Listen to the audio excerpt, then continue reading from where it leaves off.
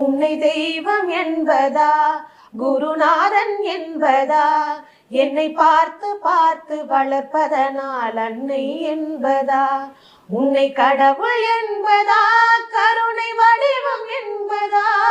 உன்னை கடவுள் என்பதா, கருணை வடிவம் என்பதா, ஐயா ஞான தானம் தந்த உன்னை தந்தை என்பதா, உன்னை தெய்வம் என்பதா,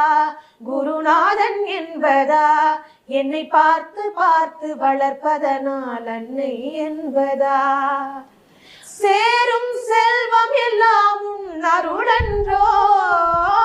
பாடும் பாடல் எல்லாம் உன் தயவன்றோ,